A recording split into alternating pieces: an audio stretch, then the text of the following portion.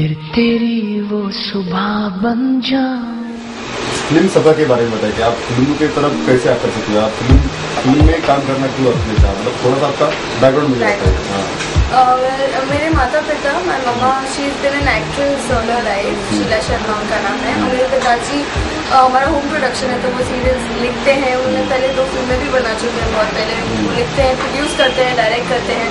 तो इसीलिए मैं हमेशा से बचपन से इसी माहौल में पली बड़ी हुई हूँ, तो I was always quite inclined के बड़े होकर मैं एक्ट्रेस ही बनूंगी। मैंने हमेशा से यही सोच रखा था। अच्छा, पहले से डिक्लेयर कर दिया था आपको एक्ट्रेस होना है। और मुझे मेरे माता पिता का भी हमेशा से काफ़ी सपोर्ट रहा है, वो भी यही चाहते थे कि मैं बड़े होकर I also become an actor, because mummy papa दोनों इसी फील्ड में, तो eventually I have to also. मतलब आपके घर से आपको प्रेरणा मिली कि आपको एक्टर बनना है? अच्छा, मतलब मेरे पेरेंट्स ने मुझे बहुत सपोर्ट किया, right from dance classes to acting classes, जो भी हो सब चीज़ों में उन्होंने मुझे सपोर्ट किया। अच्छा, इसीलिए सबसे पहला सवाल, आपकी जो नई फिल्म आ रही है एंजल है क्या? एंजल है लव स्टोरी, ओके, उसके बारे में बताइए। एंजल वेल ये बहुत अलग टाइप की एक फिल्म है। इसमें क्या है कि जो नॉर्मल लव स्टोरी जितने भी हम देखते हैं आजकल, उन सबसे बहुत अलग टच है इस फिल्म में। क्योंकि इसमें एक लड़की है 18-19 ईयर्स की इसकी उम्र होगी कुछ, और उसमें she is suffering from a disease called cerebral palsy. तो उसमें क्या होता है कि due to an accident blood clot हो जाता है एक सर के पीछे, या ब्रेन हैमरेज होता है एक टाइप का। तो बिकॉज ऑफ दैट हमारी बॉडी के जो पार्ट्स है वो मूव नहीं कर पाते हैं, हैंड्स लेग्स थोड़े जैम हो जाते हैं, लॉक हो जाते हैं, because there is no blood flow. तो और ब्रेन प्रोसेस भी जो है वो थोड़ा स्लो हो जाता है, और हम बात नहीं कर सकते, जो हम कहना चाहते हैं वो हम कहने की कोशिश करते हैं, बट वो निकलता नहीं है, बिकॉज पूरा प्रोसेस बॉडी का स्लो हो जाता है। तो ऐसे पेशेंट्स हमेशा they are bound to wheelchairs, वो व्हील चेयर से उठ नहीं सकते, दे कांट मूव। सो ऐसी एक लड़की है, and but at the same time वो एंजल है लव स्टोरी अभी आ रही थी, कितने टाइम के बाद आप मतलब हिंदी पिक्चर में काम कर रहे हैं? ये मेरी फर्स्ट हिंदी फिल्म है, मेरी फर्स्ट हिंदी फिल्म है। एंड इसमें क्या है कि she is a normal girl, and उसके एट द सेम टाइम अपने खुद के सपने हैं, she wants to fall in love, उसको शादी करनी है, she wants to get married, अपना एक बहुत कलरफुल लाइफ इमेजिन करती है। ये पिक्चर में आपने एक हैंडीकैप की किरदार किया है, हाँ। तो उसके बारे में हमें बताइए, कैसा महसूस हुआ आपको ये किरदार? वेल ये किरदार काफ़ी मुश्किल था, बिकॉज पहली बार जब मैं गणेश जी से मिली थी खुद, और उन्होंने मुझे कहा था कि आई हैव टू परफॉर्म ऐसे जिसमें मैं अपाहिज हूँ, एंड उन्होंने मुझे थोड़ा बहुत करके भी दिखाया। मैं काफ़ी नर्वस हो गई थी, बिकॉज मैं अपने आप पर मुझे भरोसा नहीं था कि मैं ऐसे role, I mean I be able to do justice to it, ऐसा टाइप का रोल कर पाऊंगी या नहीं कर पाऊंगी। लेकिन फिर गणेश जी और हमने पूरा 1 महीने का वर्कशॉप किया। हम नानावटी हॉस्पिटल जाया करते थे, वहाँ पे हम ऐसे पेशेंट्स को देखते थे जो ऐसे डिजीज से सफ़र कर रहे थे, उनके मैनरिज्म्स, उनके बॉडी लैंग्वेज, कैसे बात करते हैं, उनके क्या हाव भाव होते हैं, ये सब मैंने देखा, मैंने सीखा, मैंने नेट पे भी काफ़ी रिसर्च की। एंड देन फाइनली धीरे धीरे जब मैं इसमें घुसती गई, जितना अंदर मैं घुसती गई कैरेक्टर में, उतना मुझे फिर अपने ऊपर भी कॉन्फिडेंस आ गया। एंड देन गणेश जी को तो इवेंचुअली मुझ पर कॉन्फिडेंस था ही, सो वो भी मुझे बहुत मोटिवेट करते रहते थे। एंड देन बस workshop and classes and a lot of hard work. ये आपने अभी इस तरीके से मतलब एक रोल, अलग रोल किया है, हैंडीकैप रोल किया है, तो आपको लगता है कि ये अलग हैंडीकैप लोगों को एक मैसेज हो सकता है? जरूर जरूर जरूर, बिकॉज हमारी फिल्म के द्वारा हम यही मैसेज पोर्ट्रे कर रहे हैं कि यूजुअली जो ऐसे हैंडीकैप जो एकदम बाउंडेड टू व्हील चेयर्स होते हैं, उनको लोग हमेशा सिंपैथी से देखते हैं, या देखते हैं कि अरे इसके साथ सिंपैथी की नज़रों से हम यूजुअली ऐसे पेशेंट्स को देखा करते हैं। तो ये फिल्म के द्वारा गणेश जी यही मैसेज पहुंचाना चाहते हैं कि ऐसे जो लोग होते हैं, जो अपाहिज होते हैं, जो बात नहीं कर सकते या चल फिर नहीं सकते ठीक से, तो उनके लिए हमें सिंपैथी फील करने की कोई ज़रूरत नहीं है, बिकॉज दे देमसेल्व्स, वो लोग खुद ही बहुत स्ट्रॉन्ग इंडिविजुअल्स होते हैं अपने आप में ही। उनकी जो वो सोच रहे हैं, जो उनके अंदर चल रहा है, ऑब्वियसली हमको वो पता नहीं होता है, but they are much more stronger individuals, और उनकी जो लाइफ है, जो उनकी अपनी खुद की जिंदगी होती है, वो उसमें बहुत खुश होते हैं। आने वाले दिनों में कुछ आप डिसेबल लोगों को कुछ करना चाहेंगे? जरूर जरूर, यही मेरा मोटिव है। वेल हमने एक आध इवेंट्स भी ऑर्गेनाइज किए हैं ऐसे जगहों पर, जैसे नानावटी है, एंड कुछ ऐसे प्लेसेस पर जहाँ पे ऐसे पेशेंट से हम इंटरेक्शन करेंगे।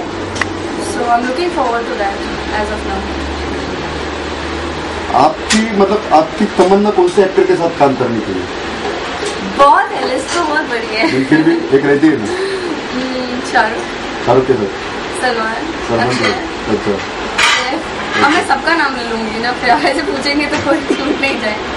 बेसिकली आपको कौन से रोल करना अच्छा लगता है, मतलब एज एक्टर्स के नाते आपको कौन से रोल्स मतलब करना अच्छा लगता है, इमोशनल, कॉमेडी या फिर सस्पेंस या हॉरर या क्रिमिनल, कौन से रोल आपको करना अच्छा है? मुझे रोल स्टोरी में ज़्यादा इंटरेस्ट है। मुझे एक्चुअली पर्सनली ऐसे रोल्स पसंद है जिसमें कि कुछ स्कोप हो, लाइक यू नो, जैसे कि अगर वो कॉमेडी भी हो या वो एक्शन भी हो या वो रोमांस हो या यू नो जिस रोल में कुछ करने की पोटेंशियल हो, I would like to prefer such kinds of roles. Because मुझे ऐसे बिल्कुल कंफर्टेबल नहीं होता है कि बस फिल्म कर रहे हैं, 2-3 डायलॉग है फिल्म में आपके और 3-4 गाने हैं जिसमें आप डांस कर रहे हो और बस लड़की का काम खत्म। I personally want to do work जहाँ पे मैं खुद अपनी तरफ से कुछ एक्टिंग वाइज दिखा सकूँ। आपकी फेवरेट एक्ट्रेस कौन है? माधुरी दीक्षित। क्यों? हमेशा से बस वही मेरी इंस्पिरेशन रही है। एज मैं उनकी बहुत फिल्में देखती थी, बड़े होकर भी जब मैं बड़ी हुई हूँ मैंने उनकी बहुत फिल्में देखी हैं, उनसे काफ़ी इंस्पिरेशन लाइक मुझे मिलती है। आपकी हॉबीज़ क्या क्या है? मेरी हॉबीज़ है ड्राइविंग, डांसिंग तो मुझे बहुत पसंद है। मैं बचपन से बहुत डांसिंग करती आई हूँ एंड मैंने शामक रावत, गणेश आचार्य, मैंने भरतनाट्यम भी सीखा है, मैंने मोहिनी आट्टम सीखा है 2 साल के लिए। So I been into dancing all my life and other than that मुझे अपने दोस्तों के साथ टाइम स्पेंड करना अच्छा लगता है और I like driving, I like listening to music. अभी आने वाले दिनों में जिस तरीके से मतलब हिंदी फिल्म इंडस्ट्री में जिस तरीके से परिवर्तन हो चुके हैं और जिस तरीके से कंपटीशन बढ़ी है, तो आपको क्या लगता है कि आप कितना सक्सेस हो पाओगे उसमें? वेल ये मैं कोई होती नहीं हूँ कहने वाली, this is only the audience will decide. And जब लोग मेरा काम देखेंगे, मेरा परफॉर्मेंस देखेंगे, तब अगर उन्हें ऐसा लगेगा कि मुझ में पोटेंशियल है या मुझ में वो बात है तो जरूर मुझे आगे काम मिलेगा। एंजल ने लव स्टोरी करते समय आपका एक अनुभव बताइए कि जो आपके लिए हमेशा यादगार है और अभी भी आप उसको याद करते समय आपके चेहरे पे एक अलग सी मुस्कान आ जाती है और आप उसको हमेशा याद करते हो, ऐसा कोई अनुभव बताइए? ऐसे तो बहुत सारे अनुभव होते थे लेकिन कोई पर्टिकुलर ऐसा अनुभव होता है कि हम लोग उसको फेस पे लाके स्माइल करते रहते हैं कि आपने को अच्छा लगता है कि यार ये बहुत सही, ये क्षण बहुत मेरे लिए कीमती था। वेल ऐसे अगर मैं कहूँ तो हाँ, जब ये रोल मुझे गणेश जी ने पहली बार बताया था और जब हम वर्कशॉप में प्रैक्टिस किया करते थे तब मुझे हमेशा एक बात लाइक अपने अंदर फिक्स कर लेनी थी कि मेरे हाथ और जो मेरे पैर है, मेरी गर्दन है, मेरी जितने भी बॉडी पार्ट्स है ना, उसको मुझे बहुत टाइटली पकड़ना पड़ता था। और जैसे अपने पैरों को मुझे थोड़ा मोड़ लेना पड़ता था, अपनी उंगलियों को बहुत टाइट करनी पड़ती थी और ऐसे सब ब्लॉक कर देना पड़ते थे बॉडी पार्ट्स से। तो मेरा कैरेक्टर ही वैसा है कि मैं ज़्यादा चल फिर नहीं पा रही हूँ। तो मुझे याद है कि जब मैं इतने घंटों तक अपनी बॉडी पूरी ऐसे टाइट पकड़ लेती थी, हाथ पैर उंगलियां, अपना यहाँ के वेन्स भी दिखने चाहिए, गणेश जी तो ऐसा बोलते थे मुझे, और अपनी गर्दन टेढ़ी करके पूरा स्टिफ कर लेना पड़ता था अपना पूरा शोल्डर। तो मुझे बहुत दर्द होता था। उसके बाद जब शूटिंग का पैकअप होता था और मैं घर पहुँचती थी तब मुझे लगता था कि बाप रे, मैं अगले दिन शायद उठे नहीं पाऊंगी। मेरी बॉडी इतना दर्द काम करते समय आपको क्या क्या अनुभव है, कैसा फील हुआ? जब गणेश जी ने मुझे सब्जेक्ट नरेट किया एंजल का, तभी मैं काफी शॉक हो गई थी बिकॉज मैंने एक्चुअली एक्सपेक्ट नहीं किया था कि गणेश जी मैं इतनी सेंसिटिव, इतनी प्यारी फिल्म डायरेक्ट करने की as in potential wise I wasn't sure.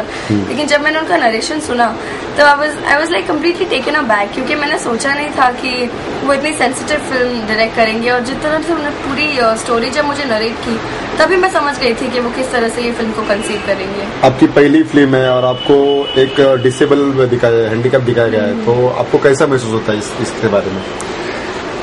अच्छा लगता है मुझे कि एटलीस्ट लोग कुछ अलग देखेंगे। हर बार जब कोई न्यूकमर लॉन्च होता है तो वही सब होता है, टिपिकल ग्लैमर, वही डांस गाने, 2-3 बीड़ी जलाइले टाइप सॉन्ग्स एंड ऐसी हीरोइंस बनती है।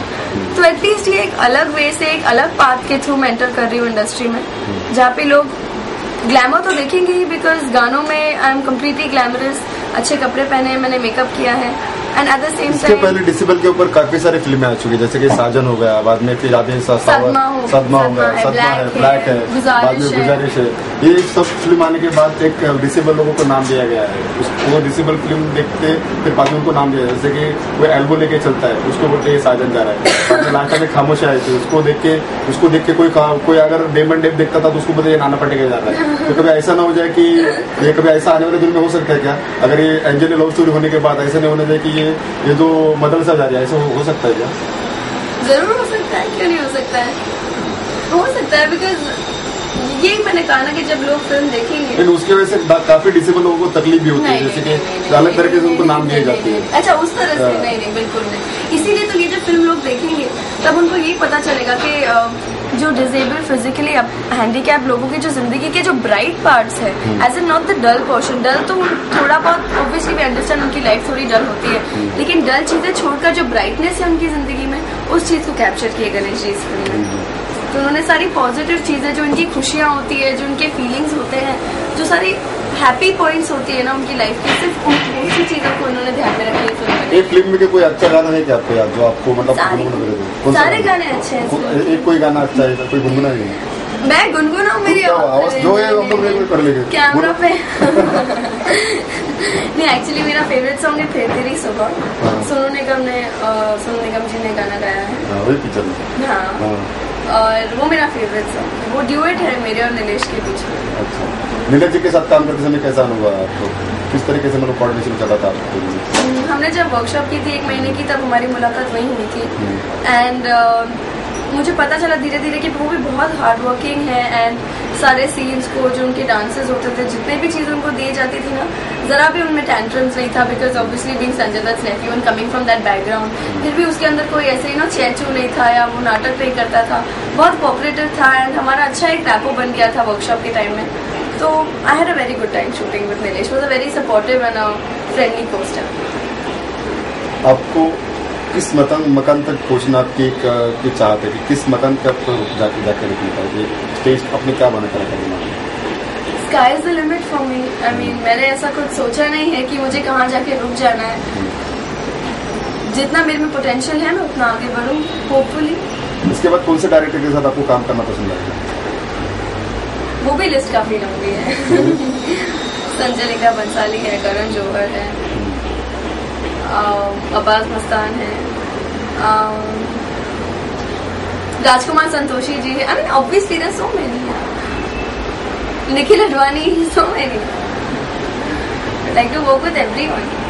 लास्ट क्वेश्चन, अभी एंजेलिन लव स्टोरी आ रही है, तो अगर आपको ऐसा लगता है कि डिसेबल लोगों के बारे में कुछ करना है, तो इन फ्यूचर आपके क्या प्लान है? Last question. वेल, पर्सनली मैं अपनी तरफ से I would go out of my way, और मैं चाहूँगी कि मैं इनके लिए कुछ अच्छा या स्पेशल कर सकूँ, जिसके थ्रू ये मुझे अपनी सारी लाइफ याद रखे। And I want to do something for them. उनके लिए कोई स्पेशल शो रखने का प्लान है? हाँ, ये भी हमारी प्लानिंग है कि हम ऐसे पेशेंट्स के लिए एक स्पेशल स्क्रीनिंग करेंगे रिलीज के प्रोबेबली 1 आध वीक पहले। तो एक स्क्रीनिंग हम रखने वाले हैं जिसमें हम ऐसे पेशेंट्स को इनवाइट करेंगे एंड उनको ये फिल्म दिखाएंगे, बिकॉज आफ्टर ऑल ये फिल्म उन्हीं पर है एक तरह से। खुलेगी जब पलकें तेरी, वो किरण बन जाऊं, वो धूप बन जाऊं, वो छाँव बन जाऊं, वो धूप बन जाऊं, वो छाँव बन जाऊं, वो छाँव बन जाऊं, ना ना ना।